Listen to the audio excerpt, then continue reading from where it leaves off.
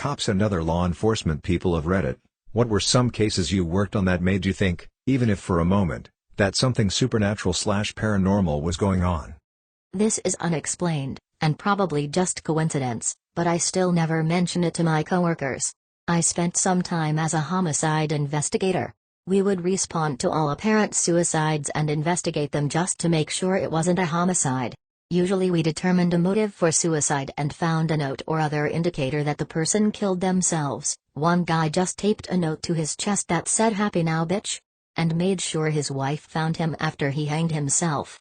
But occasionally you get a case where all forensic evidence indicates that the person killed themselves, but there's no note and no discernible reason why this person would be suicidal. These are people in good health with decent careers and a seemingly happy family life.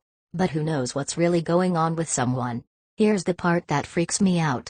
I've worked maybe 10 suicides like this. The last 3 before I left homicide all had the same thing at the scene. These was a little decorative wicker lighthouse at each location. It was the same lighthouse, same design and painted white and blue.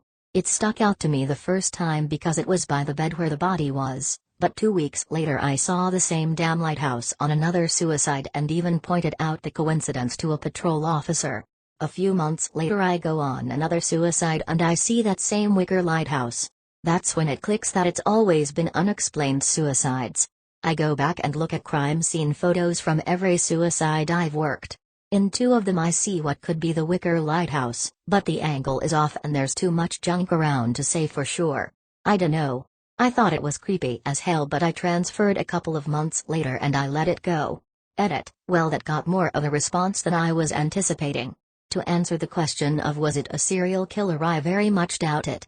These were clearly suicides, most of which had no feasible alternative explanation.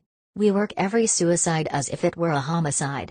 An apparent suicide is almost always a suicide, but we are on the side of caution. Also, while serial killers are actually more common than most people think, they rarely leave calling cards or anything like you see in movies. It's usually some fucked up dude that has a particular taste. I really do think it was an odd coincidence, but it was still pretty fucking creepy.